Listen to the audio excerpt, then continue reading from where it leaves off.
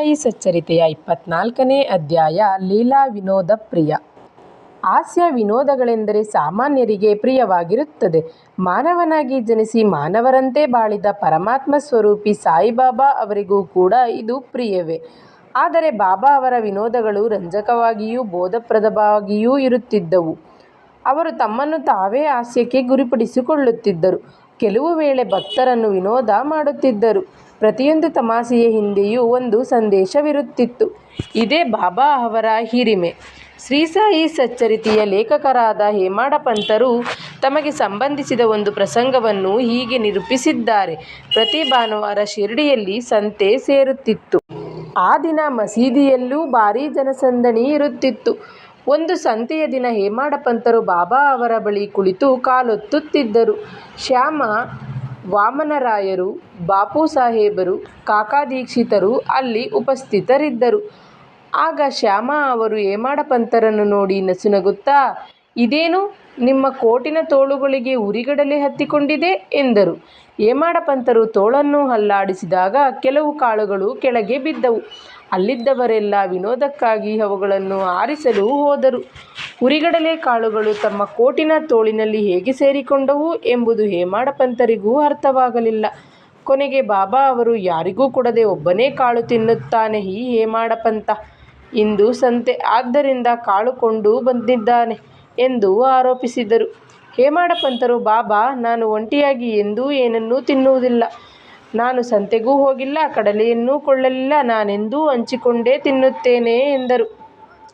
ಆಗ ಬಾಬಾ, "ಅದು ಸರಿ ಇರಬಹುದು. ಆದರೆ ಯಾರೂ ನಿನ್ನ ಬಳಿ ಇರದಿದ್ದರೆ ಏನು ಮಾಡುತ್ತೀ?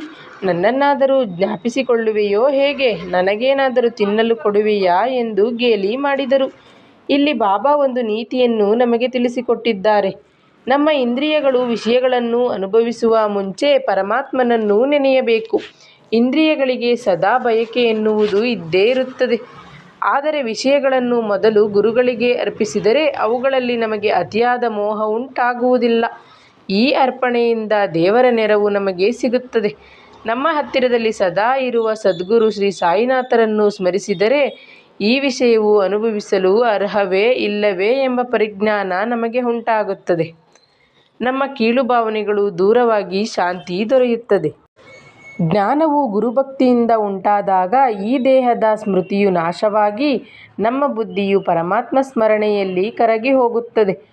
ಆಗ ನಾವು ಎಣೆಯಿಲ್ಲದ ಸುಖ ಶಾಂತಿಗಳನ್ನು ಹೊಂದುತ್ತೇವೆ. ಗುರುಗಳೇ ನಮ್ಮ ಪಾಲಿನ ದೇವರು ಎಂಬ ಭಾವನೆಯಿಂದ ಗುರುಸೇವೆ ಮಾಡಿದರೆ ಪರಮಾತ್ಮನು ಮೆಚ್ಚಿ ನಮಗೆ ಆಧ್ಯಾತ್ಮ ಜ್ಞಾನವನ್ನು ಬೇಗನೆ ಕರುಣಿಸುತ್ತಾನೆ. ಈ ರೀತಿಯಾಗಿ ಯಾವ ವಸ್ತುವನ್ನು ಮೊದಲು ಗುರುಸ್ಮರಣೆಯಿಂದ ಇಂದ್ರಿಯಗಳಿಗೆ ಅರ್ಪಿಸಬೇಕು. ನಮ್ಮ ಮನಸ್ಸು ಈ ರೀತಿಯ ತರಬೇತಿ ಹೊಂದಿದರೆ ನಮಗೆ ಯಾವಾಗಲೂ ಬಾಬಾ ಅವರ ನೆನಪು ಬಂದು ಮನಸ್ಸು ನಿರ್ಮಲವಾಗುತ್ತದೆ. ಹಸಿವು, ಬಾಯಾರಿಕೆ, ಸಂಸಾರ ಸುಖ ಎಲ್ಲಕ್ಕಿಂತ ಮಿಗಿಲಾದ ಶಾಂತಿ ನಮಗೆ ಸಿಗುತ್ತದೆ. ಇಲ್ಲಿ ಕೃಷ್ಣನ ಆಪ್ತಮಿತ್ರ ಸುಧಾಮನ ವೃತ್ತಾಂತವನ್ನು ನಾವು ಹೀಗೆ ತಂದುಕೊಳ್ಳಬೇಕು. ಶ್ರೀಕೃಷ್ಣ ಬಲರಾಮರು ಸಾಂದೀಪನಿ ಗುರುಕುಲದಲ್ಲಿ ವಿದ್ಯಾರ್ಥಿಗಳಾಗಿದ್ದರು. ಸುಧಾಮ ಅವರ ಸಹವಿದ್ಯಾರ್ಥಿ ಹಾಗೂ ನೆಚ್ಚಿನ ಗೆಳೆಯನಾಗಿದ್ದನು. ಒಂದು ದಿನ ಕಾಡಿಗೆ ಸೌದೆ ತರಲು ಶ್ರೀಕೃಷ್ಣ ಬಲರಾಮರು ಹೊರಟಾಗ ಋಷಿಪತ್ನಿಯು ಇವರಿಗೆ ತಿನ್ನಲು ಕಡಲೆಯನ್ನು ಕೊಟ್ಟು ಸುಧಾಮನನ್ನು ಕಳುಹಿಸಿದಳು. ಶ್ರೀಕೃಷ್ಣನು ಸುಧಾಮನನ್ನು ನೋಡಿದ ತಕ್ಷಣ, "ನನಗೆ ತುಂಬ ಬಾಯಾರಿಕೆಯಾಗಿದೆ, ಸ್ವಲ್ಪ ನೀರು ಬೇಕು" ಎಂದನು. ಆಗ ಅವನು, "ಹೊಟ್ಟೆ ಖಾಲಿಯಾಗಿರುವಾಗ ನೀರು ಕುಡಿಯಬೇಡ, ಸ್ವಲ್ಪ ವಿಶ್ರಮಿಸಿಕೋ" ಎಂದನು. ಆದರೆ ತಾನು ಕಡಲೆಯನ್ನು ತಂದಿರುವ ವಿಷಯವನ್ನು ತಿಳಿಸಲೇ ಇಲ್ಲ. ಶ್ರೀಕೃಷ್ಣನಿಗೆ ಆಯಾಸವಾಗಿತ್ತು. ಸುಧಾಮನ ತೊಡೆಯ ಮೇಲೆ ಮಲಗಿ ನಿದ್ರೆ ಮಾಡಿದ. ಆಗ ಸುಧಾಮನು ಒಂದೊಂದೇ ಕಡಲೆಯನ್ನು ತಿನ್ನತೊಡಗಿದನು. ಕೃಷ್ಣನಿಗೆ ಎಚ್ಚರವಾಗಿ, "ಸುಧಾಮ, ಏನಿದು ತಿನ್ನುತ್ತಿದ್ದೀಯಲ್ಲ" ಎಂದು ಕೇಳಿದನು. ಅದಕ್ಕೆ ಸುಧಾಮನು, "ತಿನ್ನುವುದಕ್ಕೆ ಏನಿದೆ? ಚಳಿಯಿಂದ ನಡುಗುತ್ತಿದ್ದೇನೆ. ವಿಷ್ಣು ಸಹಸ್ರನಾಮವು ನನ್ನ ಬಾಯಿಯಿಂದ ಹೊರಡುತ್ತಿಲ್ಲ" ಎಂದನು. ಆಗ ಸರ್ವಜ್ಞನಾದ ಕೃಷ್ಣನು, "ನನಗೊಂದು ಕನಸಾಯಿತು. ಅದರಲ್ಲಿ ಒಬ್ಬರಿಗಾಗಿ ಕೊಟ್ಟ ಪದಾರ್ಥವನ್ನು ಅವರಿಗೇ ತಿಳಿಯದಂತೆ ಇನ್ನೊಬ್ಬ ತಿನ್ನುತ್ತಿದ್ದ. ಈ ಬಗ್ಗೆ ವಿಚಾರಿಸಿದಾಗ, 'ಏನಿದೆ ಮಣ್ಣು ತಿನ್ನುವುದಕ್ಕೆ' ಎಂದನು. ಅದಕ್ಕೆ ಇನ್ನೊಬ್ಬ 'ತಥಾಸ್ತು' ಎಂದು ಬಿಟ್ಟನಂತೆ. ಎಂದಾಗ ಸುಧಾಮನ ಮುಖ ಕಪ್ಪಿಟ್ಟಿತು. ಆಗ ಶ್ರೀಕೃಷ್ಣ, "ಸುಧಾಮ, ಇದು ಬರಿಯ ಕನಸು ಮಾತ್ರ. ನನ್ನನ್ನು ಬಿಟ್ಟು ನೀನೇನು ತಿನ್ನುವುದಿಲ್ಲವೆಂಬ ಖಾತ್ರಿ ನನಗಿದೆ. ಕನಸಿನ ಪ್ರೇರಣೆಯಿಂದ ಹೀಗೆ ಕೇಳಿದೆ ಅಷ್ಟೇ" ಎಂದು ಸಮಾಧಾನ ಮಾಡಿದನು. ಕೃಷ್ಣನ ಗೆಳೆಯನಾಗಿದ್ದರೂ ಅವರ ಮಹಿಮೆ ಸರ್ವಜ್ಞತೆಗಳನ್ನು ಸ್ವಲ್ಪವಾದರೂ ತಿಳಿದಿದ್ದರೆ ಸುಧಾಮ ತನ್ನ ಜೀವನದಲ್ಲಿ ಕಡುಬಡತನವನ್ನು ಅನುಭವಿಸಬೇಕಾಗಿರಲಿಲ್ಲ. ನಂತರ ಕೊನೆಯಲ್ಲಿ ಅವನು ನೀಡಿದ ಒಂದು ಹಿಡಿ ಅವಲಕ್ಕಿಯೂ ಮನಃಪೂರ್ವಕವಾಗಿ ಸಮರ್ಪಿತವಾದುದರಿಂದ ಶ್ರೀಕೃಷ್ಣನು ಮೆಚ್ಚಿ ಅಷ್ಟೈಶ್ವರ್ಯಗಳನ್ನು ದಯಪಾಲಿಸಿದರು.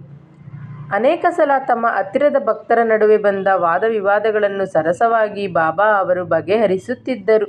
ಒಂದು ದಿನ ಕೆಲವು ಭಕ್ತರು ತಮ್ಮದೇ ಆದ ರೀತಿಯಲ್ಲಿ ಬಾಬಾ ಅವರ ಸೇವೆಯನ್ನು ಮಾಡುತ್ತಿದ್ದರು. ಬಹಳ ನಿಷ್ಠುರವಾದಿಯಾಗಿದ್ದ ದಾಮೋದರ್ ಬಾಬರೆ ಅವರ ಎಡಗೈಯನ್ನು ಹಿತವಾಗಿ ಇಸುಕುತ್ತಿದ್ದ. ವೇಣುಬಾಯಿ ಕೌಜಲಗಿ ಎಂಬ ವೃದ್ಧೆಯು ಅವರ ಬಲಗೈಯನ್ನು ಇಸುಕುತ್ತಿದ್ದಳು. ಹೀಗೆ ಮಾಡುತ್ತಿದ್ದಾಗ ಅಕಸ್ಮಾತ್ತಾಗಿ ವೇಣುಬಾಯಿಯ ಮುಖ ಬಾಬರೆ ಅವರ ಮುಖಕ್ಕೆ ತಗುಲಿತು. ಆಗ ಅವಳು, ಈ ಅಣ್ಣ ಬಹಳ ತುಂಟ, ವಯಸ್ಸಾದರೂ ಇವನಿಗೆ ನಾಚಿಕೆ ಇಲ್ಲ, ನನಗೆ ಮುತ್ತಿಡಲು ಪ್ರಯತ್ನಿಸುತ್ತಿದ್ದಾರೆ ಎಂದು ಗೇಲಿ ಮಾಡಿದಳು. ಬಾಬರಿಗೆ ವಿಪರೀತ ಸಿಟ್ಟು ಬಂದಿತು. ನಾನೇನು ಅಷ್ಟು ಅಯೋಗ್ಯನೇ? ಕಾಲು ಕೆರೆದುಕೊಂಡು ಜಗಳಕ್ಕೆ ಬರಬೇಡ ಮೂರ್ಖ ಮುದುಕಿ ಎಂದು ಅಬ್ಬರಿಸಿದನು. ಈ ಮುದುಕರ ಜಗಳವನ್ನು ನೋಡಿ ಇತರರು ಜೋರಾಗಿ ನಕ್ಕರು. ಬಾಬಾ ಇಬ್ಬರನ್ನು ಸಮಾಧಾನಪಡಿಸಲು ಯತ್ನಿಸಿದರು. ಅಣ್ಣ, ಇದರಲ್ಲಿ ತಪ್ಪೇನಿದೆ? ತಾಯಿಯು ಮಗನನ್ನು ಮುತ್ತಿಟ್ಟರೆ ಪ್ರಮಾದವೇ? ಅನಗತ್ಯವಾಗಿ ಏಕೆ ಈ ಜಗಳ ಎಂದು ನಗುತ್ತಾ ಹೇಳಿದರು. ಆಗ ಇಬ್ಬರೂ ಜಗಳವನ್ನು ತೊರೆದು ಸುಮ್ಮನಾದರು. ತಮ್ಮ ಭಕ್ತರು ತಮ್ಮನ್ನು ಅವರಿಷ್ಟದಂತೆ ಆರಾಧಿಸಲು ಬಾಬಾರವರು ಒಪ್ಪಿದರು. ಒಂದು ಸಲ ವೇಣುಬಾಯಿಯು ಬಾಬಾರವರ ಹೊಟ್ಟೆಯನ್ನು ತಿಕ್ಕುತ್ತಿದ್ದಳು. ಆ ಮುದುಕಿ ಎಷ್ಟು ರಭಸವಾಗಿ ಹೊಟ್ಟೆಯನ್ನು ತಿಕ್ಕುತ್ತಿದ್ದಳೆಂದರೆ, ಕೆಲವರು ತಾಯಿ ಸ್ವಲ್ಪ ಮೆಲ್ಲನೆ ತಿಕ್ಕಿರಿ, ಇಲ್ಲದಿದ್ದರೆ ಬಾಬಾರವರ ಕರುಳು ಕಿತ್ತು ಹೊರಬಂದಾವು ಎಂದು ನಕ್ಕರು. ಇದನ್ನು ಕೇಳಿದ ಬಾಬಾರವರಿಗೆ ಸಿಟ್ಟು ಬಂದಂತಾಯಿತು. ಕೂಡಲೇ ಆಸನದಿಂದ ಎದ್ದು ತಮ್ಮ ದಂಡವನ್ನು ನೆಲಕ್ಕೆ ಕುಟ್ಟಿದರು. ಕೋಪದಿಂದ ಬಾಬಾ ಕಣ್ಣುಗಳು ಕೆಂಪಾದವು. ಅವರು ದಂಡದಿಂದ ತಮ್ಮ ಹೊಟ್ಟೆಯನ್ನು ಕಂಬವನ್ನು ಸೇರಿಸಿ ಒತ್ತಿಕೊಳ್ಳಲು ಆರಂಭಿಸಿದರು. ಆ ದಂಡ ಬಾಬಾರವರ ಹೊಟ್ಟೆಯಲ್ಲಿ ಪೂರ್ತಿಯಾಗಿ ನಾಟಿತು. ಅಲ್ಲಿದ್ದ ಜನ ತುಂಬ ಗಾಬರಿಯಾದರು. ಆದರೆ ಯಾರಿಗೂ ಅವರ ಹತ್ತಿರ ಹೋಗುವ ಧೈರ್ಯವಿರಲಿಲ್ಲ. ಬಾಬಾರವರು ಸಾಮಾನ್ಯ ಮಾನವರೆಂದು ತಿಳಿದು ಸ್ವಲ್ಪ ಜಾಗರೂಕರಾಗಿ ಹೊಟ್ಟೆಯನ್ನು ತಿಕ್ಕಿ ಎಂದು ಅವರು ಹೇಳಿದ್ದರೇ ವಿನಾ ಬೇರೆ ಯಾವ ರೀತಿಯಿಂದಲೂ ಅಲ್ಲ. ಭಕ್ತರ ಸೇವೆಗೆ ಅಡ್ಡ ಬಂದದ್ದು ಅವರಿಗೆ ಇಷ್ಟವಾಗಲಿಲ್ಲ. ಆಗ ಸ್ವಲ್ಪ ಹೊತ್ತಿನಲ್ಲಿಯೇ ಬಾಬಾ ಶಾಂತರಾದರು. ತಮ್ಮ ಹೊಟ್ಟೆಯಿಂದ ದಂಡವನ್ನು ತೆಗೆದು ಮತ್ತೆ ಆಸನದ ಮೇಲೆ ಕುಳಿತರು. ಅಂದಿನಿಂದ ಭಕ್ತರು ಸಾಯಿಬಾಬಾ ಅವರ ಸೇವೆಯನ್ನು ಮಾಡುತ್ತಿರುವಾಗ ಮಧ್ಯಪ್ರವೇಶಿಸುವುದು ತಪ್ಪೆಂದು ಭಕ್ತರು ಅರಿತರು. ಭಕ್ತರು ತಮಗೆ ಮಾಡುವ ಸೇವೆಯ ಬೆಲೆ ಹಾಗೂ ಗುಣಮಟ್ಟಗಳನ್ನು ಅಳೆಯುವ ಶಕ್ತಿ ಬಾಬಾರವರಿಗೆ ಹೊರತು ಬೇರೆಯವರಿಗೆ ಇರಲಿಲ್ಲ. ಶ್ರೀಕೃಷ್ಣನು ಯಾರು ನನ್ನನ್ನು ಯಾವ ರೂಪದಲ್ಲಿ ಹೇಗೆ ಆರಾಧಿಸುವರೋ ಅವರಿಗೆ ಅದೇ ರೂಪದಲ್ಲಿ ಹಾಗೆಯೇ ಒಲಿಯುತ್ತೇನೆ ಎಂದು ಭಕ್ತರಿಗೆ ನೀಡಿದ ಆಶ್ವಾಸನೆಯನ್ನು ಬಾಬಾ ಸತ್ಯವಾಗಿ ತೋರಿಸಿಕೊಟ್ಟಿದ್ದರು. ಅವರ ಪ್ರತಿಯೊಂದು ಚಲನವಲನ, ಚಟುವಟಿಕೆ, ಸಿಟ್ಟು, ವಿನೋದಗಳಲ್ಲಿಯೂ ಭಕ್ತರಿಗೆ ಹಾಗೂ ಸಜ್ಜನರಿಗೆ ಕಲಿಯಲು ಪಾಠವಿತ್ತು. ವ್ಯರ್ಥವಾಗಿ ಯಾವುದನ್ನೂ ಅವರು ಮಾಡುತ್ತಿರಲಿಲ್ಲ.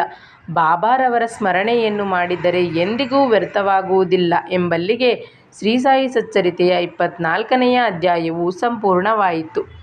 ಈ ವಿಡಿಯೋ ಇಷ್ಟ ಆದರೆ ಇನ್ನೂ ಯಾರು ನನ್ನ ಚಾನಲ್ನ ಸಬ್ಸ್ಕ್ರೈಬ್ ಮಾಡದೆ ನೋಡ್ತಾ ಇದ್ದೀರಾ, ದಯವಿಟ್ಟು ಚಾನಲ್ನ ಸಬ್ಸ್ಕ್ರೈಬ್ ಮಾಡ್ಕೊಂಡು ಸಪೋರ್ಟ್ ಮಾಡಿ. ವಿಡಿಯೋಗೊಂದು ಲೈಕ್ನ ನೀಡಿ. ಮತ್ತು ನೀವು ಬಾಬಾರವರ ಭಕ್ತರಾಗಿದ್ದರೆ ಓಂ ಸಾಯಿರಾಮ್ ಎಂದು ಕಮೆಂಟ್ ಬಾಕ್ಸ್ನಲ್ಲಿ ಕಮೆಂಟ್ನ ಮಾಡಿ.